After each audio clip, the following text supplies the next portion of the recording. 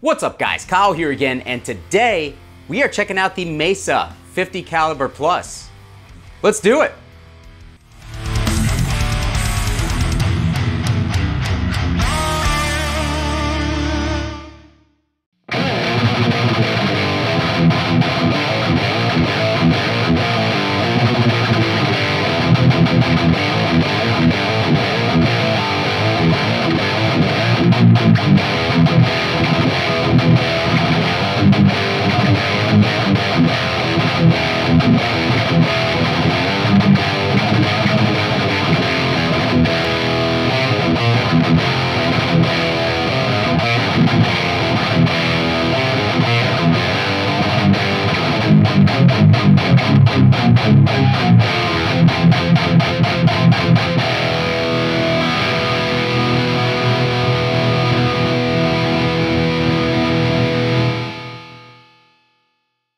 Alright guys, hope you're doing great out there today. If this is your first time here at my channel, my name is Kyle, and what I do is I take all sorts of awesome high gain related guitar gear, I record it with a simple SM57 setup, and I give you guys the unprocessed audio on your end. So if you're into E-standard thrash riffs, drop C hardcore riffs, and dudes who constantly have their cameras set crookedly, you're in the right place. Consider hitting the like button and subscribing on the way out so you don't miss any more of my stuff. Thanks! Alright guys, so on tap for today, we have a classic Mesa Boogie amplifier. This is the 50 caliber plus. Now normally in these videos, I try to kind of go into the history of an amplifier and kind of give you all the information that I typically know off the top of my head, a lot of the times, which is somewhat factually incorrect.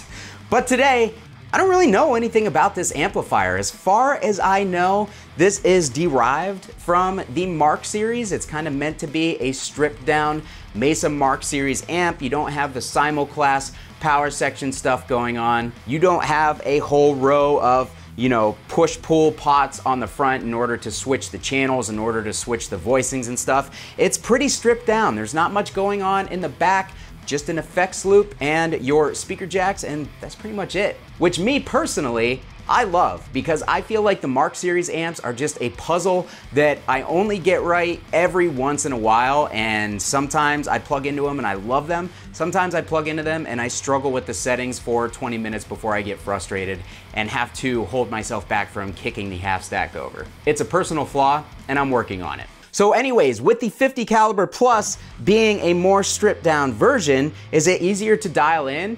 Yes. Is it easy to dial in?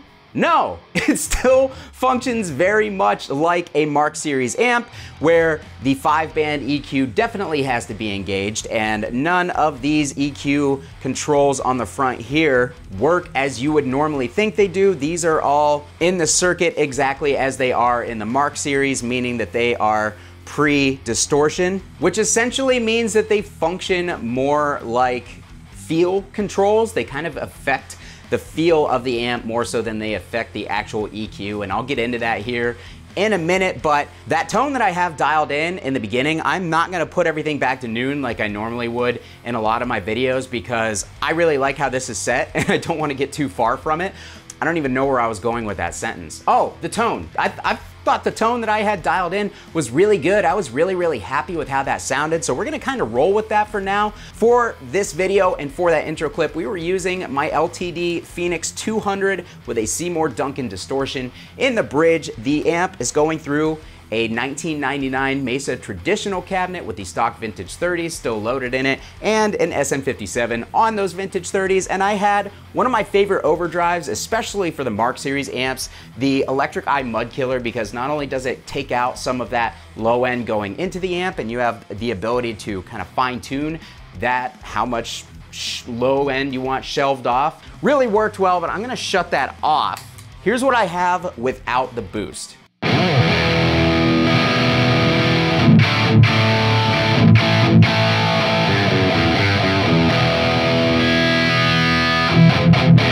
So even without the boost on, the amp, ultra tight. I have it, the gain set fairly low. I mean, these are high output pickups, but we could probably bump that gain up just a tad. And the bass control on the actual EQ controls on this section of the amp, this really kind of controls the feel of the bass. So since I have no boost on, I'm gonna dial that down just a little bit because it's gonna make the amp tighter right off the bat.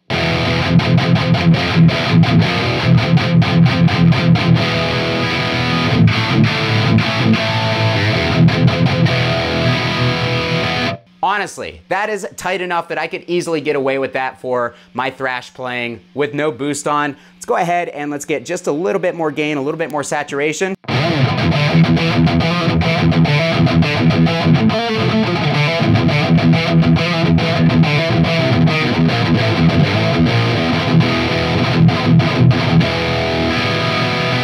Sounds good, but it is maybe just a little bit soft in the low end. It doesn't quite have that clanky percussion that I like that overdrives tend to bring out. But tightness-wise,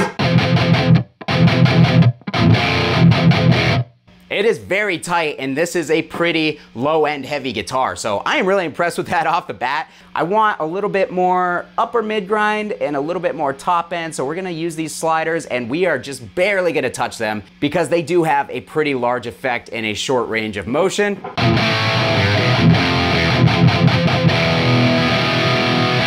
I think that sounds great, personally. Let's add a little bit of presence from the power amp.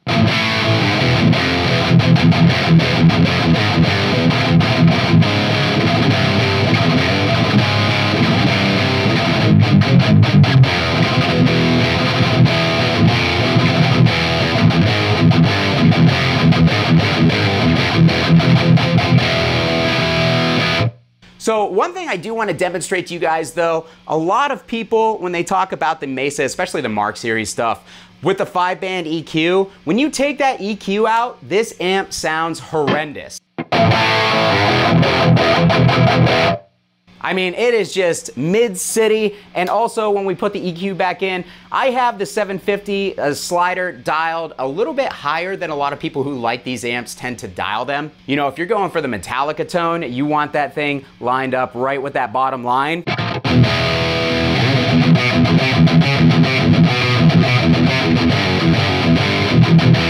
But I like a little bit more mids in my tone than that, so I like to bump it up, and there really is kind of a point right where it just is perfect, and then it just opens the mids up like crazy to the point where it sounds really unpleasant.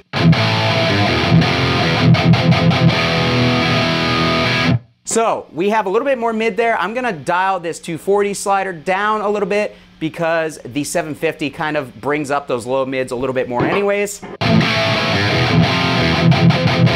Man, that is a good tone. I like how that sounds a lot.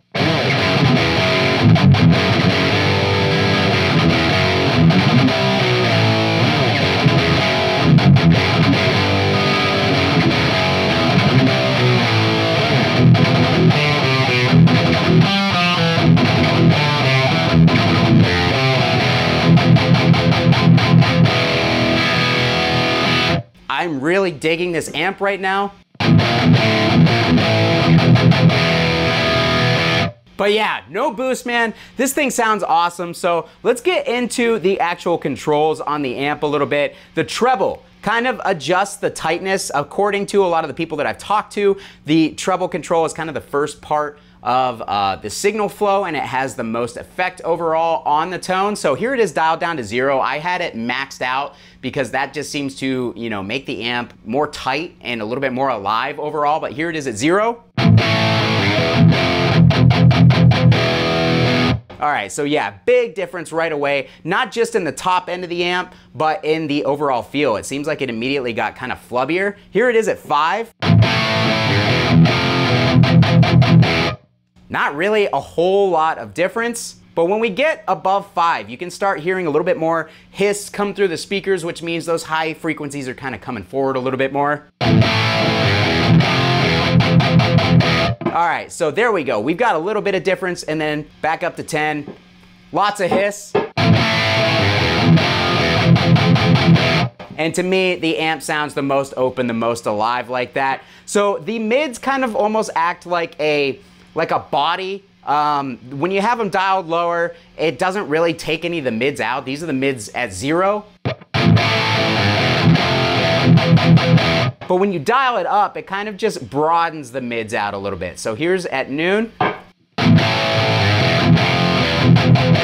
And then here it is all the way up.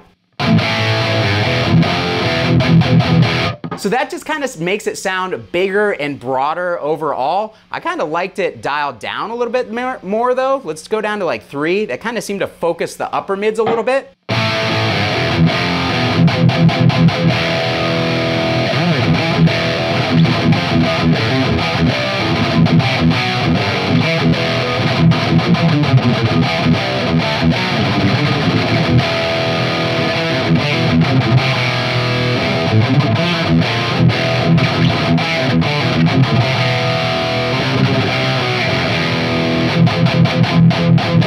Man, overall, no boost. This thing sounds awesome. Finally, the bass control. So if we have this dialed at 0, that should be the tightest setting.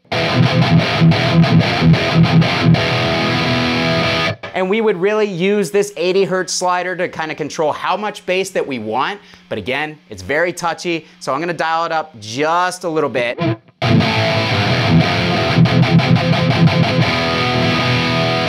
And yeah, that added just enough, I think, that I could be happy with that.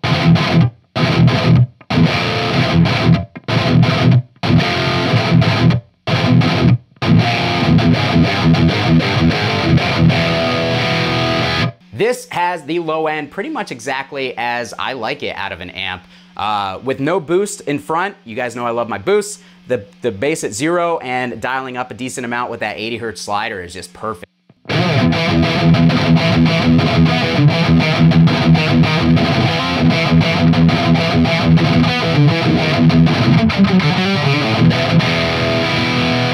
So yeah, nice and percussive. It's lacking a little bit of bite though. Oh, well, let's stay on the bass knob. Let's turn that up to 5 and you will immediately notice there is a difference in the low end response.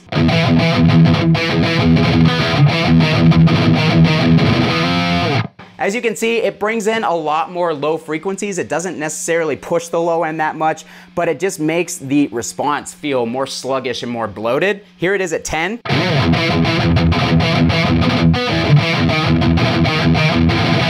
I mean, overall, keeping it fairly low, especially if you don't have a boost at 0, is just fine.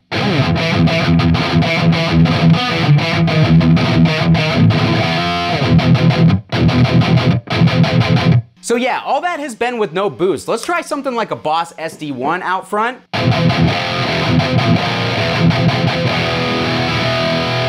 Instantly like that. That sounds really good. I am missing just a tad top end. Let's dial up the 6600 hertz slider a little bit.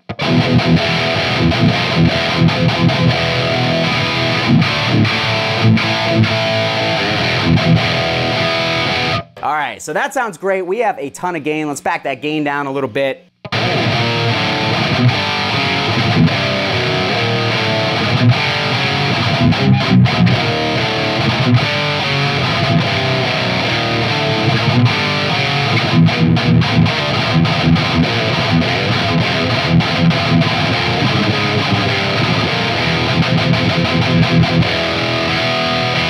All right, so with the boost, with the SD1, sounds awesome, has a nice grind to it. You guys have been asking me for quite a while though to start include low output pickups in these video demonstrations, so I'm gonna grab a guitar with lower output pickups. All right guys, so this is my LTD EC1000T with the Duncan Alnico 2 Pro pickups in it, and you will hear I've touched nothing on the amp. These are way lower output. So, a lot less output there. Let's go ahead and turn that gain on the amp up.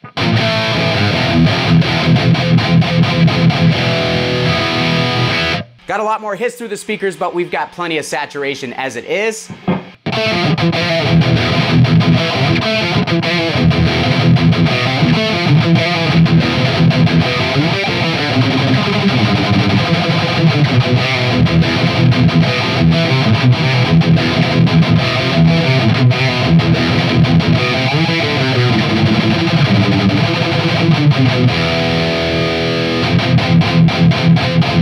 Again, this is with no boost, guys, and we still have plenty of tightness. It's really, really cool. Last but not least, let's get just a little bit more saturation.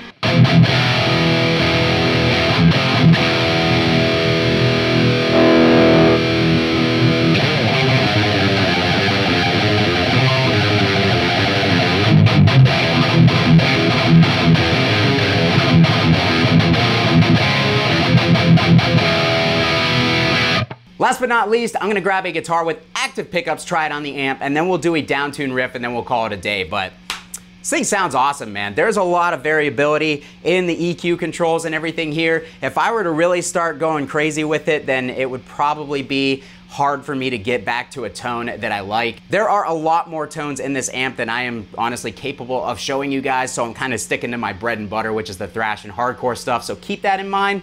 All right, guys, so last guitar on the list, I have my Epiphone Matt Heafy Origins with his signature Fishman Fluence pickups in the guitar, and here's what we got with those.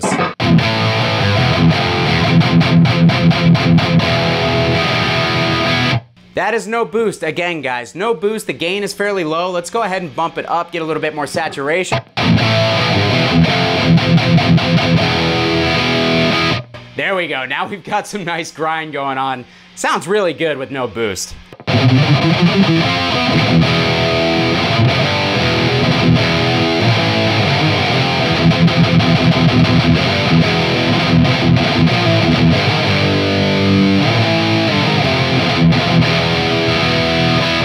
Awesome. All right, let's go down to drop C. All right, guys, so I'm gonna pull back the bass control a little bit just to tighten things up naturally.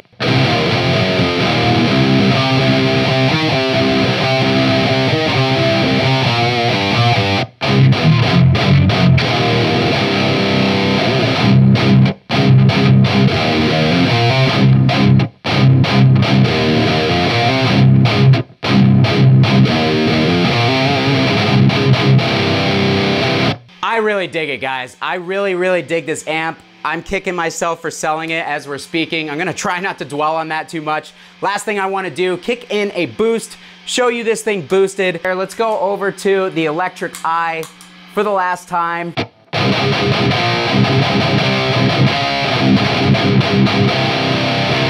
All right, let's get a little bit more of that bass feel in there, and let's get a little bit more on the 80 hertz slider.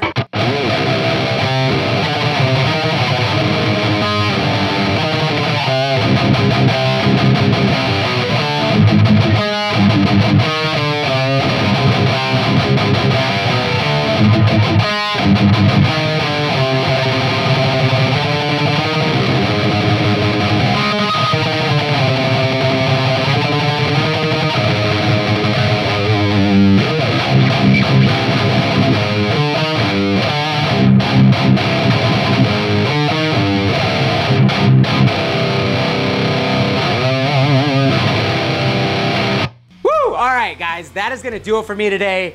That last tone had a little bit of noise going on and a little bit of harshness, but overall, I think it sounded pretty good.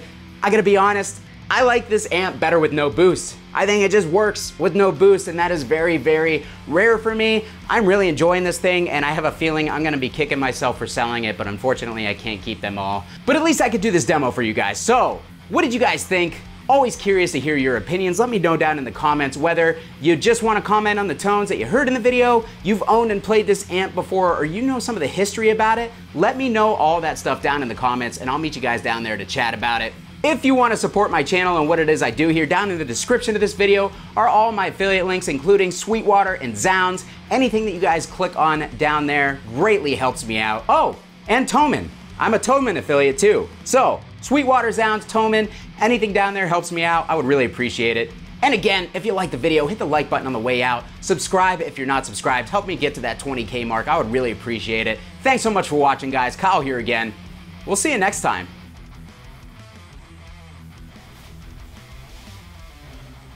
You know what this wall is missing? Another amp.